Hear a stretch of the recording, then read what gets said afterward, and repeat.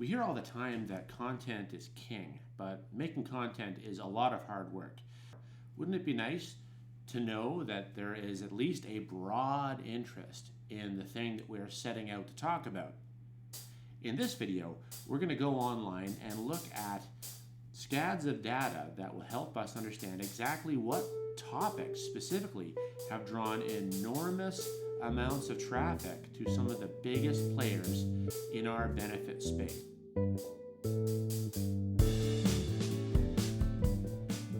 Really, the first step to figuring out what content topics and phrases are on the minds of your ideal prospect, particularly at the awareness stage, is to identify the benefit space that you're in.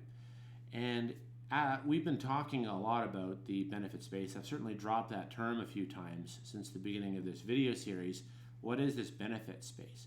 So the benefit space is whatever area that you're operating in where competing options provide the same benefit. So for instance, if you're a car company, you may not consider a bicycle company as a competitor, but they do offer the same benefit. They do offer the transportation benefit to the end user.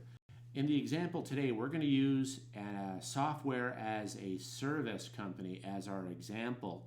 And we're going to use the company WeVideo. They're not clients of mine, but I thought they would make a great example because they're in a hotly contested market. Their benefit space is actually populated by some fairly large and well-entrenched players that we can look at. So the questions that we need to ask when we're doing this analysis start with, what are the main service benefits that WeVideo provides? And what is the main problem that WeVideo solves for its ideal prospect? So WeVideo provides their clients with an easy online video editing platform, which makes it simple to collaborate with people on the team who might be working on those videos without having to throw around raw footage, which is really the Achilles heel of the video editing process. So the first step is to go over to Google and to use our main phrase, video editing software, to see what natural results come up for us. You're obviously going to see some advertising here. We've got an Adobe ad, we've got a Filmora ad, we've got a Vimeo ad. But let's look at what is being awarded by Google, the top spot, just by virtue of the fact that it is most relevant to the searcher. The best video editing software for 2021. So a comparison type of topic is being awarded very highly, which factors into our next discussion. In the next video, we'll be talking about comparison factors.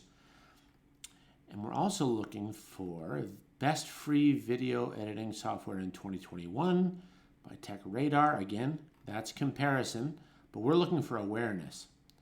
We're looking for the kinds of things that will appeal to someone who is at that unsophisticated stage of the buying process. And here is something that's golden. WordStream has an article called Top 10 Best Video Editing Software for Beginners. So here's that article that WordStream has created. Best 10 video editing software for beginners, and it talks about a bunch of the options. That's great. But what kind of keywords are referring people to this article that Google has put such a high premium on by including it on the front page of their results?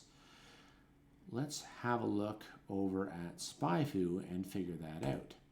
So I pasted the URL of the WordStream article into the search bar here, and then I looked at it through the top pages window.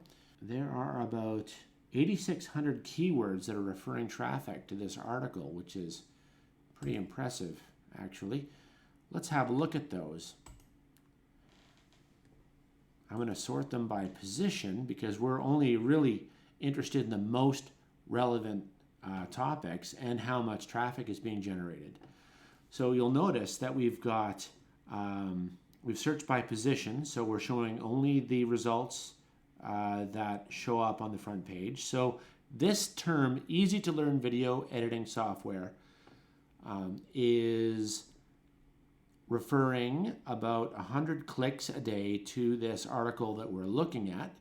Easiest video editing software is referring 6.2 thousand clicks. So not only is this the most relevant result for that term, but this is also a term that is being used at least 6,000 times a month by searchers. Now that's very interesting to us. So we could create a variation article, easiest video editing software for dentists, easiest video editing software for accounting professionals, that kind of thing, which will be that much more relevant to those verticals. But we're also using a term that we know is of interest to people, that it's a phrase that's actually being used frequently by people online to get these kinds of benefit results that we're advertising. If we also want to search by volume, we can tell what other phrases are currently being used by our ideal prospect. And we're, again, looking for awareness level phrases which are not necessarily very sophisticated. Best free video editing software is getting 72,000 views. So if we wanted to create an article on best free video editing software and compare it with ours, or show people some of the options that are in the marketplace and how to compare them, that might be a good place to start. That if we got ahead of the audience, that audience is about 72,000 clicks strong. So those are 72,000 sets of eyeballs that could potentially be looking at these kinds of phrases to drive traffic to our content or to our ads or our conversion pages. So this just gives you a glimpse of how we can use these powerful tools to get away from creating irrelevant topic that no one is really interested in. Because we're at the awareness stage, we're looking at these search results and these key phrases on SpyFu, particularly looking for unsophisticated searchers, people who are at the beginning of their buying process. They're at the beginning of their research process. So the questions aren't that great. They're not questions we would ask because we understand what we're talking about. But they're questions that we want to address. Once we've addressed an unsophisticated question, maybe by fleshing it out, helping them to use better words, helping them to understand the terminology that will give them the results they want while they're exploring this space, we can gradually move them towards a state where they can make comparison decisions between different options. And that's really what we're going to be talking about in the next video. So just to recap, we want to search Google for some broad benefit term, such as the example that we used in this video of video editing software. Then we want to identify the awareness results, those low sophistication results that indicate that someone is at the beginning of their buying journey. And then rather than plagiarize the content that we see that's being created by the big players, we want to create unique content that is clearer, more attractive, and also drills down to the specific needs of the vertical that we're going after, those ideal prospects that we aim to serve. Once again, thank you so much for watching this video. I hope it's been of enormous help to you. In the next video, we're going to talk about the consideration stage, the stage where we help them understand what aspects they should be comparing when they're looking at all of the options that are available to them in the marketplace. Remember, at this stage of the buying process, we're just trying to help your prospect make the best decision possible. And that's really the only content they're going to be interested in at this stage, because it gives them agency, it helps them to trust you more, and people tend to dance with the girl that brought them to the party. To get notified about other interesting ideas that we're sharing in the marketing space, please zip over to YouTube and hit the like and subscribe button.